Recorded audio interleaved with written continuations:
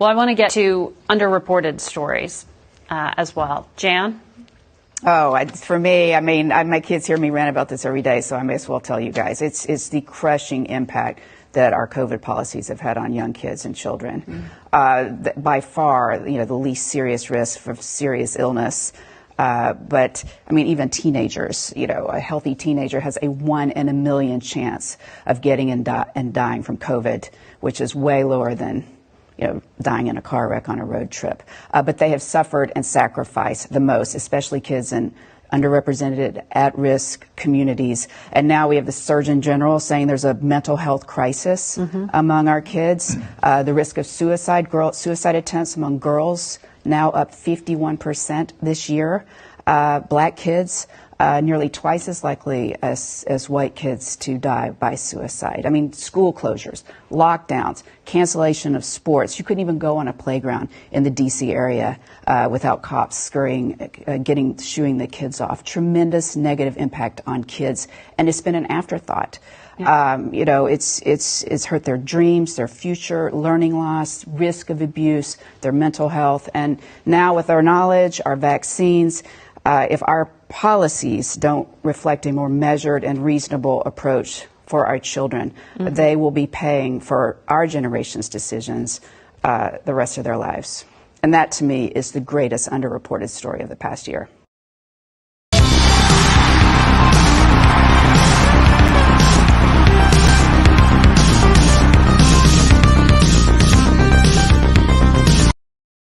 Good evening, everybody. Welcome to the show On Fire. Your host, Brian Smith, along with Daryl Brooks. This is the End in Review, and we've got a very, very special guest on that will be coming on here in just a minute. I just want to give you guys a heads up. Yes, last week we had a little bit of a hiatus. Merry Christmas to everybody. Hope everybody went well. Friends and family. I've got a printer that's possessed. It's trying to print pages. And it's insanity. Technology. I don't get it, man. And Christmas Day, I hope you had a great Christmas. I was in bed all Christmas. That's right, man. You're on the mend. You're in recovery mode right now, right? Omicron. Yeah. Now you're cured of it, and you got the antibodies. You're good to go, man. Don't make never mind. I feel it's my second time. I think I feel like the movie James Bond 007, No Time to Die. Have you seen the new one? Got no time for that, man. I got no time to die. And speaking of those who have had COVID or getting COVID or getting over COVID, our special guest, the chairman of the board, Carrie Smith. Carrie, you've battled a little bit of COVID yourself, have you not? Yeah, last 4th of July, actually. I had to miss all the festivities. Man, so you made a comeback. Actually, you're probably, out of all our family members and friends, you're probably the one that got it the worst. Yeah, I'm assuming that it was the Delta variant. I learned a lot about it while I was in the hospital. We don't know what variant I may or may not have had because the test doesn't know. So all they did was test me to see whether or not I had COVID, and they said, yes, you tested positive for COVID. And I immediately asked them, is this the Delta variant? Is this regular, unleaded, light? What is this? And they said, we don't know. We don't test for that. So, but it was bad. It was bad. It was like, it was a really, really bad cold. I never really thought of it this way, but Jack Posobiec on numerous occasions tweeted out that it felt synthetic. Like it just didn't feel natural. And that pretty much perfectly describes it. It just, at my age, I've probably had colds and flus dozens and dozens and dozens of times. So, you kind of know what to expect. You can feel it coming on, like just the early stages. You feel these, oh gosh, I'm about to have a cold. And sometimes in the early stages, how bad it's going to be based on what you're feeling like in the early stages. This was a whole different animal. It was like, I was at your house, actually. Do you remember that, Brian? I do. I came to your house and I was like, I'm supposed to be working right now, but I think I'm going to cut loose early. I'm going home. something's wrong with me, man. It just didn't feel right. And sure enough, man, it hit me like a ton of bricks, and I couldn't get it to go away. You know, I'm kind of one of them guys that tries to get better myself and do the home remedies and stuff. Oh, yeah. I don't like to go directly to the doctor and tell me to give me a bunch of drugs. I like to figure out what's the best way. And in the case of like colds and flus, it's like, let's get some soup, let's get hydrated, let's get some rest, you know. And I drown myself in soup. It's like a whole pot. Give me the biggest bowl. And I did all that. And, you know, after about 5 days, I just was not getting better. And then so I had to go to the hospital. But yeah, so it was like, it was a bad one. And I do feel like in my condition after about the 5th or 6th or 7th day that I probably needed intervention to save my life. Yeah. So, you know, it is what it is. They told me at the hospital, and I don't know the names of everything, I'm no expert or doctor, but they told me that I'm getting exactly the same thing that President Trump got when he got it. And so I was thinking, okay, this is promising. And they gave it to me, and it cleaned me right up. Other than I had some pneumonia in my lungs, and that fluid was causing me really bad oxygen saturation levels, which actually caused me to come back 2 days later for a second round in the hospital. But once that all cleared up, I was fine. And now I feel like antibodies and everything. Yeah, I was gonna say, I feel like Daryl, I feel like yours was a lot quicker, kind of like mine. I felt like I was down 3 days and then kind of came back, kind of like Trump. Oh yeah, you know, one of the funniest things, right? I went to a friend of mine's where they work at a nursing home. It was a for people that have a therapist, you know, senior citizens. They go there for therapy, and I went to go testing there, and as soon as the lady said I had Omicron, well, I had COVID. She's like, "Get out! Don't come back." I was like, "Well, can we have coffee and let's just have a conversation about this?" No, you gotta leave. She showed me the door. Get out. And I was like, "Wow, okay." Yeah. So basically, they kicked me out of the senior citizens place. I was like, "Wow." Well, you know, Yeah.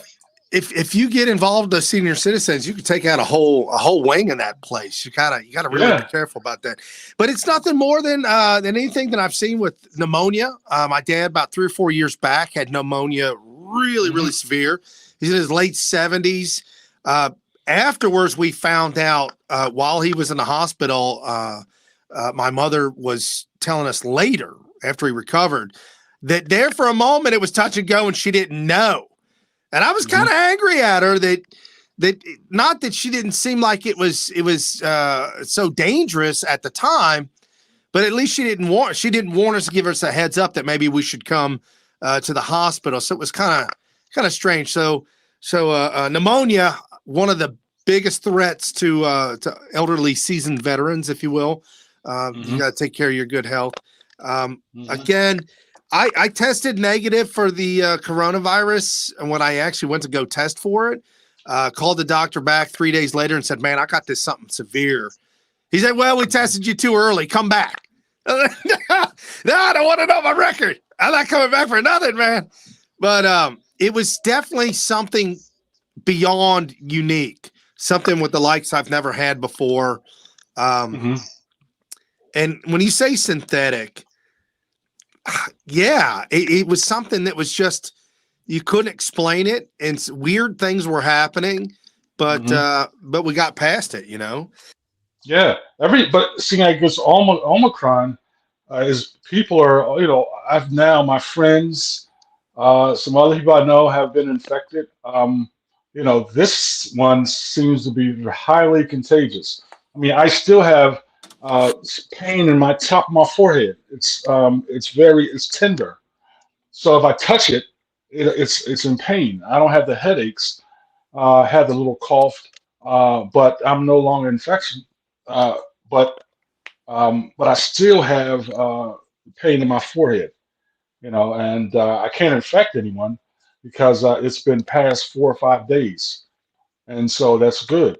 And so that's one of the things that this is the good thing about it. I took a lot of tea with I can't think of the name of it. Some lime and some other fruits and vegetables and soup too. Seemed like I ate 3, 4, 5 bowls of soup. So it So sounds it's like you treated it like the common flu. because that's what I thought I had was the flu. I've had the flu before, and I felt the same way before, maybe 2 months ago. And basically, I had was some honey and tea and some other ingredients, and I was fine after 2 or 3 days. So actually, that's what I had was the common flu. But Did you think you had the flu, Carrie, when you first got it? What were Yeah. you thinking? So you kind of get that feeling that I've kind of felt this before, but it when I mean it was different, if I had to describe it, like what was different about it, it definitely seemed to really target my chest, my lungs, that whole thing, like really aggressively. And because your lung tissue doesn't really have nerve endings, you don't feel it like you feel things on your skin or even in your throat and nose. Like your throat and nose have a lot of nerve endings, so you can feel things forming in there, like directly. You know what I mean? Whereas in your chest, it was more like my whole body just started feeling weird, and just all around your chest area just felt different. It felt like I was under attack in my whole mid region of my body. Oh, and especially I never knew this until I had it, but your lungs are actually situated towards the back of your body, the near your back. The whole front of you, like your lungs are pretty deep back towards the back. And it felt like my back from the bottom of my back all the way to the top was in an incredible amount of pain, almost like fire, like a lot of heat, high heat, just really hot. And it wasn't until I got into the hospital when they started recommending that I sleep and lay on my belly because it allows my lungs to open up better, that I started thinking, really, that kind of seems kind of counterintuitive. I feel like I'm crushing my lungs, but actually your lungs are closer to your back. So you're actually alleviating the pressure on your lungs when you lay on your stomach. So that's why it's so different. Like your average flu kind of starts in your nose or your throat or vice versa. It goes one way or the other depending on where it starts. And then it can make its way down to your lungs. And then you're hacking up, green, slimy stuff for like a month if it's a really bad one. But in this case, it felt like it kind of just went straight to the lungs, just attacked right away. And it was so fast. It was like, I went from thinking I might be getting sick to being laid out incapacitated within a couple hours. So now that we've all had the COVID or one version or another of it, and there's 3 of us here and we've all survived it. We are rounding out 2021. So we're 18, 19 months, almost 2 years into what we were told, 2 weeks to flatten the curve. 2 weeks to flatten the curve, and that what it was? To now we're looking at more mandates and more lockdowns. This past week, the governor of Ohio, Mike, I'm drunk on DeWine, and he said that the Republicans got his hands tied. He's not allowed to mandate masks. He's not allowed to mandate shutdowns. However, the city of Columbus is shutting down and sorts and invoking mask mandates and whatnot. So individual cities are still fighting it, I guess. Doesn't it seem like kind of a communist ideology? We always are in perpetual fight mode. Is anybody with me on this? I mean, it's like it's never going to leave us because we got to have something to fight. Always. That's America. Welcome to America. I mean, that's welcome to. So and what I am seeing and talking to a lot of people that listen, they don't trust the government, whether it's city, state, or federal government. Maybe because the history of the government have lied, the politicians have lied, policymakers lied. and the media is are agents of the deception. You know, the media, they just go along with everything Fauci says and the Democratic Party says, tell them. And it's not just mainstream media. You know, it's the other side of the media. The ones, you know, I was looking at Black Entertainment, Black Something News, and they're just the same as the regular news. And watching Spanish channel, all these different channels, they're all the same. You know, you very rarely will you hear something from the mainstream media that is totally different from what other one is talking about. From from Fox News to CNN, regular Fox channel news shows, ABC, CBS, they're all saying the same thing when it comes down to the issues that we have with Omicron and the COVID. You don't hear the mainstream media individuals that are challenging Fauci and the CDC. Or you have news like this. Check this clip out. Let me get your opinion on this, guys, real quick. This is mainstream media news from this week. Yeah, I mean, Jason, you see how difficult this is for this administration. I mean, I'm a Fauci groupie. I'm a thrice vaccinated mask adherent. I buy KN95 masks by the, caseload. They're in every pocket. I wear them everywhere except when I sit down. And I am certain that this is not a variant I can outrun. And I wonder where you think the sort of conversation is heading at this moment, Jason. She can't outrun it. I don't know if it was just on my end, but it was a little bit broken up. But it sounds like she was kind of, fear mongering. She buys N95 masks by the caseloads. She's got them in every pocket, and it's something she can't outrun. Well, go ahead.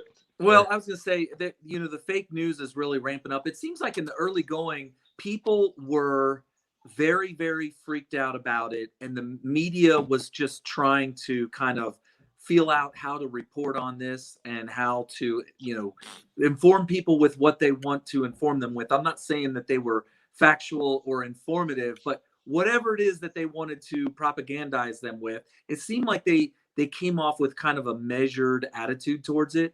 Now it's like the opposite. So here we are 2 years later, and the people are just like, all right, we've been vaccinated. We've gone down these roads of wearing masks. We know what to do. We know where to go, where to avoid. And the media is just whipping everybody up in a crazy maniacal hysteria that I've never seen before. It's like, you got to be kidding me. Like, they're going crazy about it. And people who are in charge of people, whether it be organizations, bosses, it could be mayors, governors, or just people, just in charge of cities, municipalities, are reacting to this. They're reacting to the craziness. And I'm not just talking about what you see on TV. I mean, I'm reading articles, and they're just, the amount of hysteria that they're whipping up is just crazy. And the two things that, or I should say, I don't know if it's two, but, a couple of things that we should take into consideration. Number one, we are also told that that the reports coming out now are that Omicron is much more mild than the other ones. And also we're not hearing any reporting anywhere that I've seen of reports of deaths. And I feel like the absence of death reporting is louder than, is louder than anything.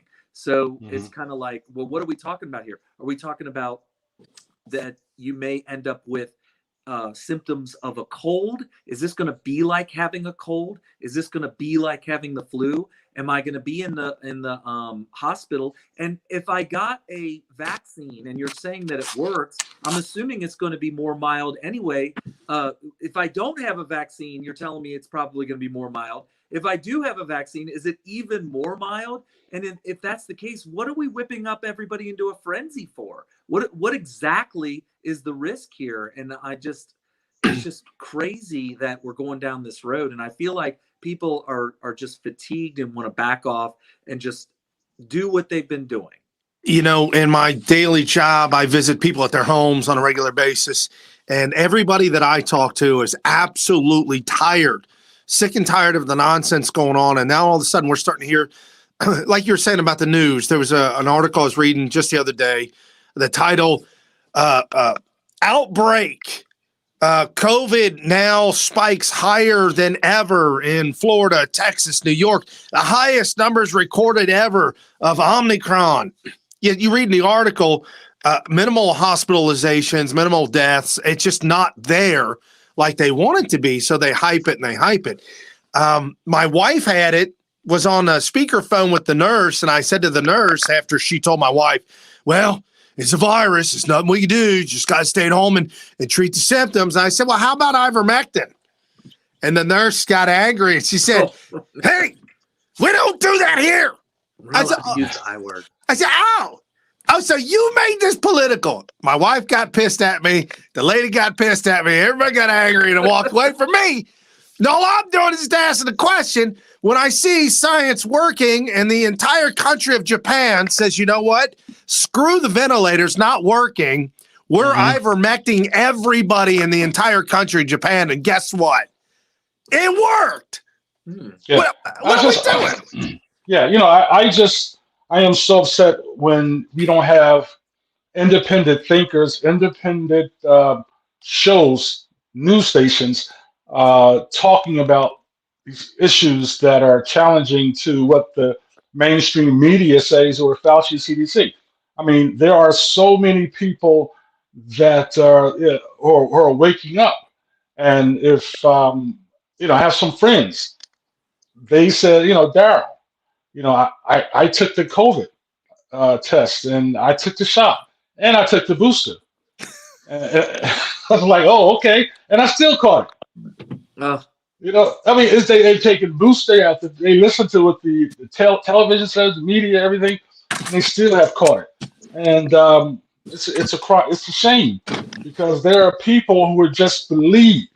You gotta understand this, guys. There are people who are going to believe everything that the government tells them, everything that the media tells them, because they understand that that's the government, that's the media, that's CNN. You know what I mean? That's this station, this station. So they must be right. I have to accept it because the mainstream media says this is the way this is what's right. This is the way I should get a shot. But Fauci says, and we don't have people that are educated enough or have critical thinking to say, okay, something's wrong with this picture. And that's the problem we have in our society when you have critical thinkers that can look at something and say, okay, this is not right. I've taken 2-3 shots and I still have COVID. No, and you tell them right to their face, and it just doesn't even matter. And folks, if you're watching the show, we're doing a year in review show Thursday night, 7 p.m. Every week. You can catch myself and Daryl and our special guest today, Chairman of the Board, Kerry Smith. Appreciate you gracing us with your presence, brother. Thank you. And a couple of hot topics I just wanted to touch on real quick as we talk about some of the things that have happened. A year has gone by, and as I was going through a lot of the different articles, I'm just trying to remind myself. And I also have a list of the dead people who have passed on. And as I was walking the dog with my daughter, she's like, what about Kobe Bryant? I said, no, that was 2020. That was like well over a year and some change ago. So it's kind of strange. We'll get into the people that have passed on that you might not even know have passed. But if we go back to the early ons of this entire administration that we see right now, Joe Biden, the very beginnings, shutting down the pipeline, gas lines, shutting down energy independence, January 6th insurrection, and then Joe Biden wins. So let's dial this back to the very beginning of January of this past year, and kind of your thoughts on the transition of whatnot and what's going on. Starting with January 6th. Should I go through everything? Hold on a second. So the January 6th thing is a farce. I question whether or not it was even started by agitators, either on the left or within the government. It seems like they have motive to have done that, but certainly the end result of everybody being ushered in by the Capitol Police and all that should be enough to throw all cases out. I mean, the idea that it sounds to me like the only thing they can even be charged with is being in a restricted area when they weren't supposed to be there. But when you have actual law enforcement people on multiple videos all over the place allowing them in, I don't know how, like, doesn't that negate the charge altogether, when basically there could be people outside who are unaware that that's an actual law. And when they see a law enforcement agent allowing them in and welcoming them in and holding the door open so that people could come in, that would obviously mislead them into thinking that they're allowed to go in there. Amen. At the very minimum, it's entrapment. But these people went in there with no intentions of overthrowing the government, much less do any damage. While damage was done, we saw who the agitators were. We saw how minimal the damage was, considering the probably thousands of people that went through there. So that whole thing, I think, is a big farce. I don't like the fact that they are basically treating anybody that they can find, that they can throw in jail, as political prisoners. It just really just reeks of a banana republic. And, you know, this is just not America to be doing those kinds of things. If this was flipped, if there was a legit insurrection by the left on the Trump, administration or whatever, I would want there to be a speedy trial for these people. I would not want them to be rotting in prison while their Sixth Amendment rights are being trampled on, of a speedy trial and all kinds of other things. And so I wish that the people who are involved in prosecuting these people would at least adhere to simple American principles. Your thoughts, Daryl? I was there January 6th, but I was inside the Capitol. Yeah, you weren't. You weren't there. I was at the Trump rally. Yeah, but you weren't there. No, I seen it from a distance. Right. From a distance. Oh, what's going on? And so my thing is, I mean, where's the insurrection? It's not like there's no Harper's Ferry, John Brown. That's an insurrection. Right. But there were people that didn't have guns. They wasn't going to war with the military, and you know what I mean. They didn't take people hostage. So my thing is what do you call it? Insurrectionists, and because they believe that it was for President Trump and the election. You had people on the left, the Democratic Party said, okay, we got to call it insurrections. We got to lock these people up. We're going to use the FBI to take on these people. FBI came looking for me. I was on a bus like 4:30 on my way leaving Washington. So, and that's what the left do. They want to destroy you, want to destroy your name, destroy your family. And so, because people have a constitutional rights to challenge the government, was it a protest that got out of hand? Possibly, yeah. I'm not admit it got out of hand, but it was no insurrectionists. The people didn't want to take over the government, and when it got out, there was doors open. People actually walked through, and you had workers there. We call it the Capitol Police opening doors and allowing people to walk through. They come on in. So how's that insurrections? How they didn't destroy anything. Well, a few windows and things of that nature. But if you had the Capitol Police just open the door and allow people to come in, people was upset and angry about the election because they believed the election was stolen. And you had people outside who were maybe Antifa and other organizations that was willing to instigate on January 6th. So, I feel bad for some of the people who were locked up because people believe that they were actually doing the right thing in protesting. And there's nothing wrong with protesting, nothing wrong with organizing, nothing wrong with speaking the truth, standing up. It was a sad day in America. What they did to the young girl that was shot, they killed that girl. One of the officers, Capitol officers, shot the girl in the head or throat, murdered her. So so I am upset about it calling it an insurrection is because people really wanted to find the truth. And Right. we all know that this government, it's full of lies. Right. When And if you you wake up, yeah. Right, and I'm going to say, if you want to talk about insurrectionists, let's talk about the people who set up Chaz and Chop. Let's talk about the protests that happened throughout the year, where they literally are trying to take over local municipalities. They want to change the rule of law with violence, and the only time the only time we've ever seen that done successfully would be in Cuba, with the Marxists and the Marxists and the communist ideologies. I mean, Marxists wrote that that's what you do. You find a capitalist system that's working very well, and then you take it and you flip it communist overnight. Come hell or high water with violence, nonviolence, whatever it takes, you do that. And that's what we're seeing in America. I contend that we're still...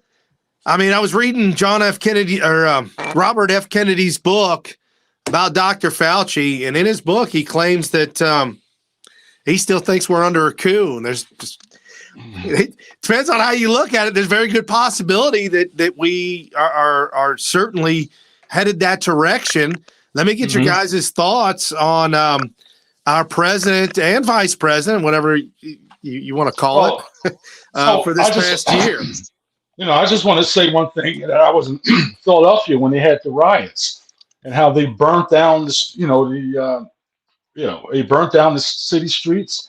They burnt down police cars. I didn't hear anything about Kamala Harris telling people to stop, calling any type of federal investigation on the people who burnt down Philadelphia. So I don't. To be honest, I have no respect for Kamala Harris because I know what she's all about.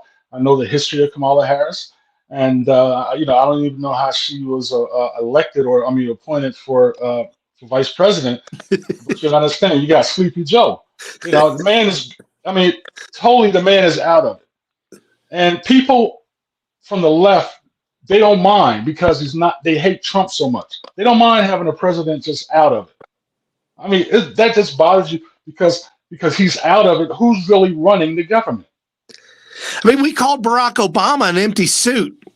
I think Joe Biden's exponentially worse than that. Oh yeah. He's sleeping somewhere. Carry your thoughts. Almost. Ever since I was a little kid, I always wondered, does the president really run the country? Because, there's so much going on. There's so much that needs to be done. There's so many millions of people that are doing all kinds of stuff to run the government and everything. What does the president really drive this thing at all times? And is it possible, there have been talks in the past about how presidents could just be a figurehead while, the departments are really run by the heads of those departments. Well, one thing I can tell you is Joe Biden's presidency absolutely proved beyond a shadow of a doubt that the president doesn't really have to be conscious, really. Now, I will say for those of you watching that Carrie and Daryl and myself, we are not calling the president names. We're not name calling. We're just describing the physical actions of what is really going on. We're just calling it play by play. So you're right in some way that the president doesn't really can do everything, that knows everything. If you look what happened to Ronald Reagan during the Iran-Contra scandal, and who was behind it? George Bush knew it was happening. George Bush basically and his wife, Ronald Reagan's wife, was basically running the country behind the scenes. And Ronald Reagan, his memory was losing. He was losing his memory, Alzheimer's. So there are forces that are behind the president, um, that are running and pushing these buttons, and that's the sad part because we don't know who they are. Yeah, well, look at the FBI and the CIA. One of the biggest Hmm. criticisms I've heard of Trump is that, he didn't do enough to rein in their abuse of power and everything like that. I think that they were briefing him every single day and lying to his face. So really, not only do you not necessarily need to be conscious to be the president of the United States and actually appear to be running it, but you may think you're running it and you're not at all. Hmm. And that's Yeah, it's like you're dealing with a machine, a powerful machine. This government, this is a machine. This is a powerful force, the United States of America. And the president doesn't know everything, and that's kind of sad.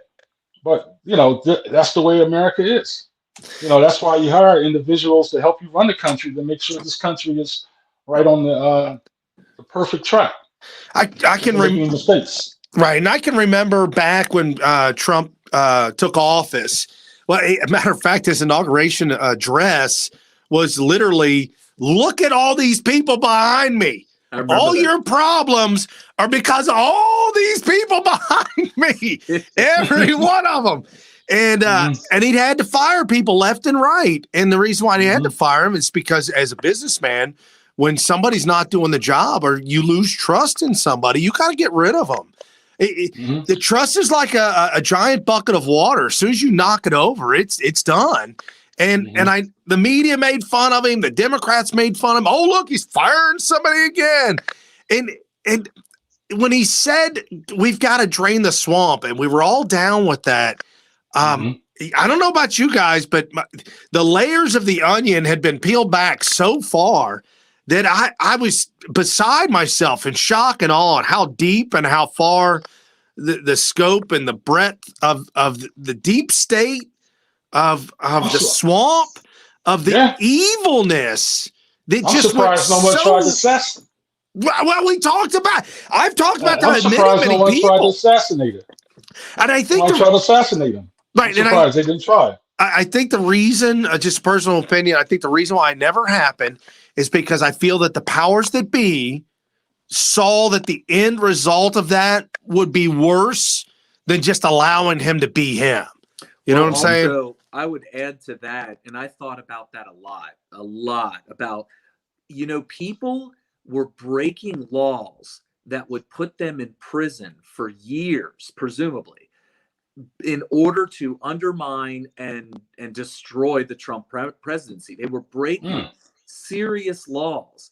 Why would they take that risk? Why not? Or, obviously it's also a risk to conspire to assassinate somebody or to actually to go through with the process of doing that. But it just seemed like mind-blowing that people would go to the lengths that they did. But then the more I thought about it, the more I realized that the people that have the most power in the country must have given those people assurances that if they do these things, that they will be safe, that we will prevent you from being prosecuted, from going to jail. And guess what? They were absolutely right. And like Brian said, it would be cleaner and better to do it the way they did, assuming that they would get immunity, and they did.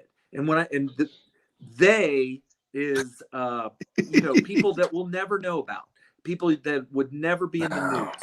These are people that are a part. Now, when we say deep state, I like to reiterate, because when you hear the word deep state, or I should say when the mainstream hears deep state, they think, oh, these guys are a bunch of conspiracy theories. There's no such thing as deep state. Deep state is really simple. It's permanent employees of the government. That's it. It's called the deep state as a play on the deep web. So a lot of people don't know that when you get on the web, on the internet, the internet that you see on your screen is a tiny piece of the whole entire internet. So it's stuff that you can access. all the underlying code and databases and all that that make up what makes the internet run is called the deep web. And so deep state is actually that word is a play on deep web, which is it's there. It's not a conspiracy that the deep web is there. It's what runs the internet. Well, the deep state is just permanent unelected employees who run the government and assist elected officials. And so the deep state obviously is a real thing as long as we can all agree that that's the definition of it. Now, that being said, it's the deep state that has that they're the people that are not on TV. They're the people that we don't ever know their names. We don't know how they get hired, but they become a part of the permanent part of the government. They make a career there, and they are the people that are actually implementing policy that we see on TV. And they're the ones that execute the policy. And they're the ones that can say stuff like, hey, if you do this thing, under the table and just don't make it obvious and I'll cover for you, blah, blah, blah. That is what's happening. That is why we have a duly elected president who has his entire administration undermined. That is the undermining of we the people, because we wanted him to do what he promised to do. And it was the deep state that prevented him from doing that. And so it's clear right now that we the people don't have power, because when we want people in power to do what they say they're going to do, we have people that are unelected preventing them from doing it. And that's the problem with the United States right now. Hey, and you know what? There's the deep state, and there's the that are part of the deep state. If you look what happened to Jeffrey Epstein, and you look at Elaine Maxwell. What do you mean? What happened with Jeffrey? Yeah, well, he decided to. He committed suicide. He didn't want to be around anymore. He said, "I can't deal with this." And now you look at Elaine Maxwell. You can't tell me that the Epstein, Elaine Maxwell, all those individuals are part of a part of the deep state. You can't tell me them hanging out with Bill Clinton, the Hillary Clinton, all these individual stars in the movie industry and politicians. They are part. That's what has happened. The perversion that's a part of the deep state. It's happening all over the country and all over the world. Right. We're looking. It's a sad America. For all those people who love Bill Clinton, and him to take 20 rides with Elon Maxwell, getting body rubs and back rubs and feet rubs and hanging out with young girls, and it's sad. Well, and nobody talks about when Trump was president how he's shutting down all these pedophile rings. Yes, he did it. And as he's going around the country setting up safe houses for women to go to rescue these women off the street, as Trump is making a world that is safer, more just, we've got the opposite going after him 24/7 with Russia, or impeach. As we saw Donald Trump for the first time ever, a president that was impeached twice in 1 year. I think he was impeached twice within the same calendar year, which he holds that record that I don't think will ever be broken in 245 years of the existence of this country. But and some sad things that happened this year. I've got to give a shout out to the folks, to the men and women that took off work and took off their time and spent their money and their energy that went to Kentucky here just recently with a tornado. They're claiming if it is a single tornado, it's the largest tornado ever to rip through 250 miles of the great state of Kentucky. Dozens and dozens of people left dead and homeless during the Christmas holiday. We had a bunch of churches. It wasn't FEMA. FEMA wasn't the first on the ground. It was a handful of Christians and churches with trucks and water and provisions. I know of one such church that actually they bought an army giant mobile kitchen thing that, the Army guys know that stuff. I don't know what the name of the thing is, but it unfolds and makes a big giant kitchen, and they serve thousands and thousands of meals throughout the few days that they were down there. And what other? Oh, Afghanistan. Yeah. Don't forget Afghanistan this past year, guys. This administration, and there's still people that are stuck there that are still trying to get out.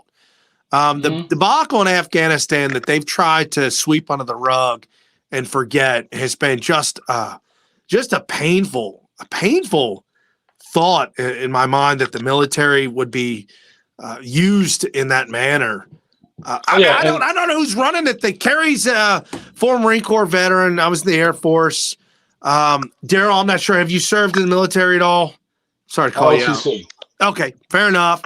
But I mean, have we ever seen, other than Barack Obama with the Navy, and they were at their knees with Iran? I mean, it's a common theme with these bastards. So, like I said, they have. I had talked to someone who's involved with this with the Afghanistan people in Virginia, and they're getting federal money to move Afghanistan people to Virginia, Philadelphia. They're in Philadelphia, New Jersey. They're in Camden. They're in Detroit. They're in a lot of the major cities, but they are getting money, getting federal money for buying housing for the Afghanistan people. You got a people in America who's still suffering and can't get housing to protect themselves, but they would do it for people from Afghanistan. And I understand people are suffering over there, but how about our people first? And that's a serious problem I have. So it's sad. Your thoughts, Kerry? Well, it's definitely really tragic that our government betrayed them the way that we did. But I definitely am opposed to this notion that we suddenly have this huge obligation to make sure that they come to America so that we can protect them here. And we're talking about Afghan nationals here that we may have used as assets to help us out in one form or another, whether it's translating or just whatever. Obviously, if they're American citizens, the fact that we would leave them behind is so incredibly offensive and unconscionable that I think that alone should be grounds for impeachment of Biden flat out. But for those that are Afghan nationals, I've long held since the very beginning that we can't reframe our thoughts on what Afghanistan is and why we were there in the first place. They were the launching pad for the 9/11 attack, and we went in there to try to punish those that would have either been involved, find the people, punish them, bring them to justice or whatever, and also to prevent that country from becoming a platform for terrorist attacks against America from that point forward. It's war. We're not obligated to protect the nationals then and now and any time into the future. And I'm sorry if that sounds callous, but it is what it is. Maybe if nothing else, people will just look at it as, hey, let's not let people do this like that anymore. Or if we see something, say something. If there's military camps that are building up to launch an attack from our country onto another country, we need to think about the ramifications of that. We can help them as best we can, but bringing them to America just doesn't make any sense. I mean, I know, I'm just not down with that. Bo Bird is not a hero. Say something, you see something, call them out when they're traitors. Right. We just don't, our military just doesn't have, and I'm saying not the military, but the military leaders just doesn't have the stomach to win a war. And as awful as war is, you got to go in and you got to win that. The last one that technically that we won, if you will, was World War II. The Korean War was an absolute hot mess. with communism still prevailing in North Korea.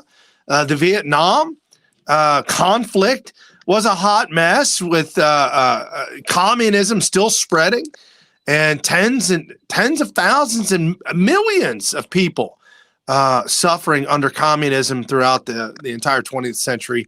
I think the numbers are somewhere up over 200 million, I think, starved to death or dead under One communism. of the things that was good about the Gulf War, the Operation Desert Storm, was that there was a lot of similarities between that and World War II, in that we had a lot of Allied backing. We held the moral high ground, and it was determined early on that we're going to go at them with 100% of our force. You know, we're going to go all in on it. And that's why it was so successful. And that's why World War II was successful. We were doing it on a very strong moral foundation. We had a lot of backing. And this is a quote from Robert McNamara, or a paraphrase from Robert McNamara, who was our Secretary of State, many, many years ago, was that if we can't convince the rest of the world of the merits of what we're trying to do, we need to go back to the drawing board and figure out, what's wrong with it. Because we should be able to convince our allies to go along with us. I get in one of my greats, hip hop artists that passed. Play some DMX while we go into war next time. Lose my mind up in here. All right. Speaking of folks that have passed on this past year, as we round out the hour, DMX is on the list. Oh. He was born in 1973, a great year, and has passed away. So he died at, not 73, 1970. A typo error. So he's 51, born Earl Simmons, and a rapper. I'm not a DMX fan. I don't know much about DMX. Party up. DMX, where my dogs at? Yeah. Can you imagine going to war? Where my dogs at? Oh yeah, he's like real high energy and rough, and just gets you hyped up. He has good music to get you hyped up. Yeah, that's one of the words you go to battle with on songs. Yeah. Definitely. Okay, so I guess Ed Asner is out of the picture. He just passed away this year. Y'all know who he is? Mm-hmm. If anybody's ever watched Mary Tyler Moore, you'll know he's the old grumpy old boss. He was 91. I was kind of taken back by that. Jessica Walter, she just died at 80. And the reason why I put her on is because I really fell in love with the sitcom Arrested Development back in the day. And I was just really torn that they didn't continue on with it. But she played the mom, Lucille Bluth. I don't know if either one of you have seen that. Nope. Arrested. It's just so painful, man. Anyways, Prince Philip has passed on. He was 99. I don't know. I'm not done with the princes either. And then yours and mine, maybe not friends, but Ned Beatty. Ned Beatty died at 83. Wow. He I don't know why that slipped my mind. His debut was a movie called Deliverance. No, I think there were movies before that. No, they say it was Breakout Role, Deliverance. Breakout Role. I think he was in movies before that, but okay. He really broke out in that movie. Broke out well. He was also in Toy Story 3 and Superman. That was the first break. That was the first. Brokeback Mountain. That's the first broke something. I don't know. It was the original Brokeback Mountain. Oh no! They said that when he was in airports, people would run up to him in an airport and start doing that to him. Well, I feel like I missed my opportunity to fulfill my bucket list to be able to run up to Ned Beatty and say "Squeal." Oh no, man, no. So we've also got one that I remember it being brought up because a friend of mine was a big fan of his, but Dustin Diamond, also known as Screech. Yeah, that was this year? That was this year. A little while ago. Okay. Yeah, 1977 to 2021. He was 44 years old. Had a real bad battle with cancer. Most of these people had battle with cancer, by the way. Like, it seems to be like the number one theme here going. Another one that passed on this past year, Charles Grodin. Grodin. Yeah. For those of you who don't know, he's one of those guys that whenever you see him in the movies, you're like, that guy. You would know him. He was in Midnight Run. That's why I put him on there. I'm like, one of our favorite movies. Yeah.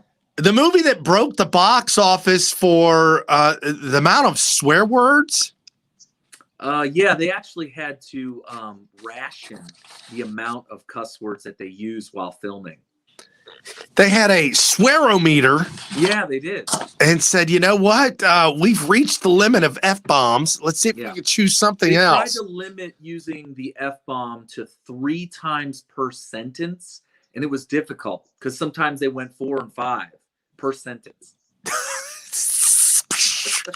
Mind-blowing.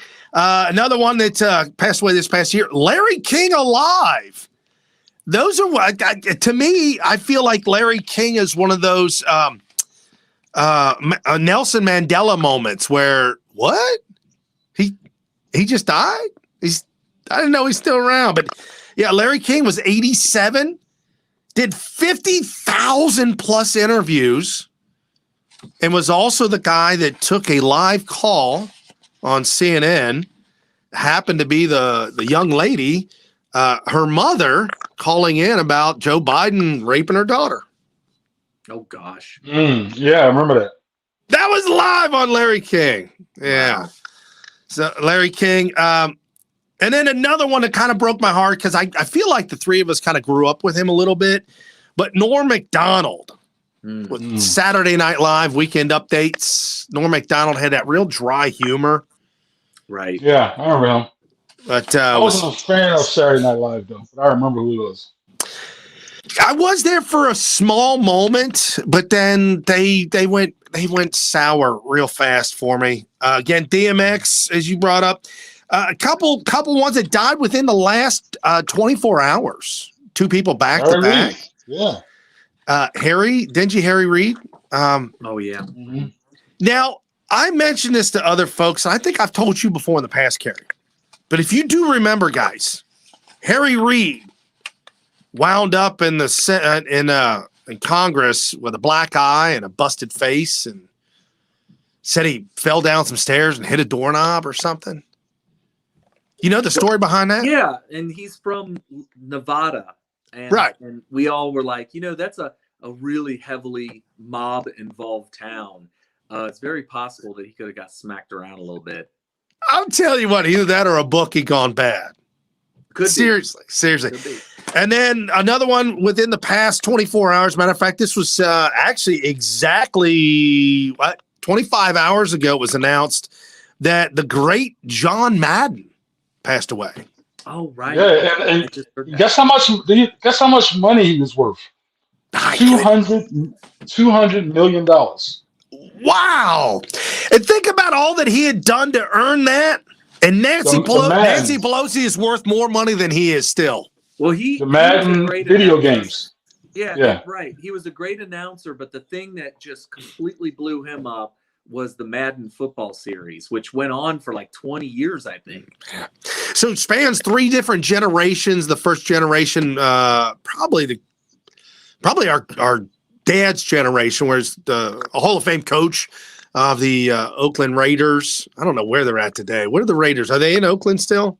No, they're in Las Vegas. Las Vegas.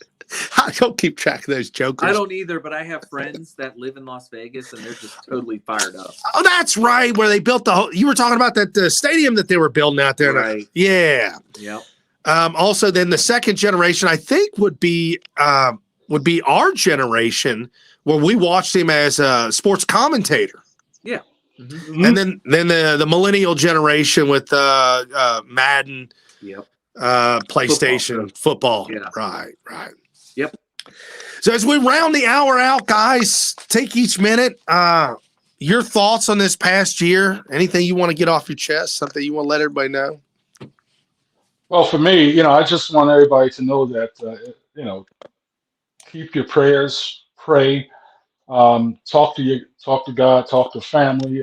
Things will get better, but you have to stay prayerful. and God is always on your side. It's difficult. I hate the fact that I see young kids and adults committing suicide more than ever before. We are the nation is more violent than ever before, like cities in Philadelphia, Trenton, Camden, all over the country. And so all I'm just saying is I want everybody to stay prayerful and protect themselves. We're going to 22, and you don't know what could happen, but stay close to family and friends and protect yourself by any means necessary. Because just hope that this country will turn itself around and get better for us as a people.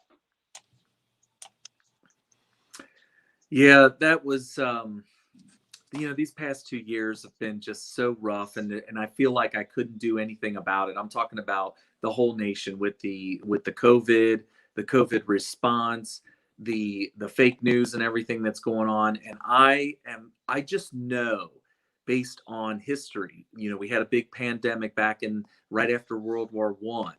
And if history is any indication, this is going to be the year where we can finally put it in the rearview mirror and get on with our lives and not have to worry about it. I believe that if this Omicron variant stays as mild as it's being reported, reluctantly, by the way, by the mainstream media, that this thing, maybe as early as the end of January, it's going to be done. And by spring, it will feel like a distant memory, and we're just going to move on with our lives. So I am really looking forward to 2022.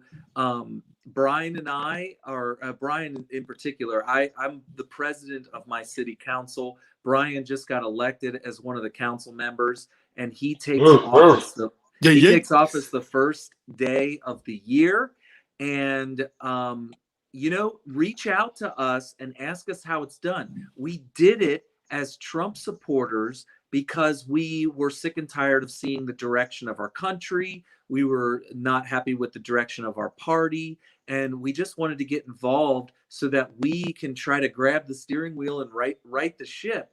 But it takes more than us. It takes for everybody out there listening to this right now to get involved. You don't have to be a great speaker. You don't have to be really well educated. You could have a very colorful past, where you might think that things come out of the woodwork and embarrass you, whatever. It doesn't matter. You can do this. Reach out to us. We will walk you through it. And it doesn't have to be a big role. You don't have to run for Congress. You don't have to be a representative that goes to Washington. Start small. You don't even have to be president of city council or even a council person. One of the most important roles nobody ever hears about is precinct committee person or precinct executive. It has different names depending on what part of the country you're in, but they wield enormous power, and you never hear about them. And it's actually easy to jump into one of those roles. So reach out to us, and we'll help you. And this is the year that we are going to finally get us back on track. And it's going to take years, but this is going to be the start of it.